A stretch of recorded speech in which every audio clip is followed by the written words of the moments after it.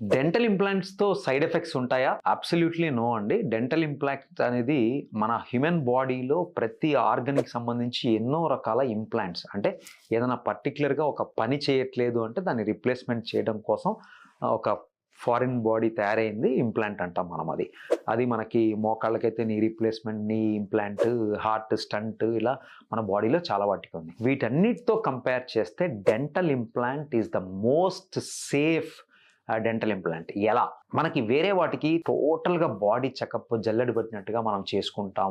మళ్ళా ముందు రోజు హాస్పిటల్‌లో అడ్మిట్ అవుతాం. ప్రీ అనెస్థెటిక్ మెడికేషన్ తీసుకుంటాం. అయిపోయిన తర్వాత ఐసీయూలో పెడతారు.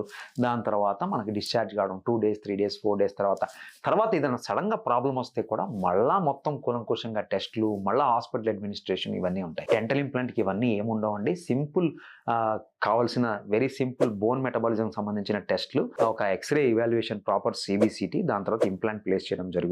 ఒకవేళ కంపారిటివ్‌లీ సక్సెస్ రేట్ కూడా మీరు లిటరేచర్ చెక్ చేసుకోవచ్చు. వేరే ఇంప్లాంట్స్‌తో కంపేర్ చేస్తే dental implant has got more success rate.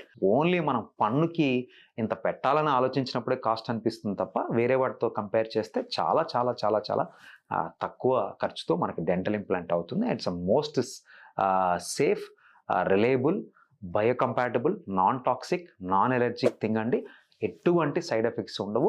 ఎవరికైనా టూత్ రీప్లేస్‌మెంట్ చేసుకోవాల్సొస్తే తప్పకుండా డెంటల్ ఇంప్లాంట్ ద్వారా most sophisticated way of tooth replacement కాబట్టి డెఫినిట్‌గా డెంటల్ ఇంప్లాంట్ వేయించుకోవచ్చు.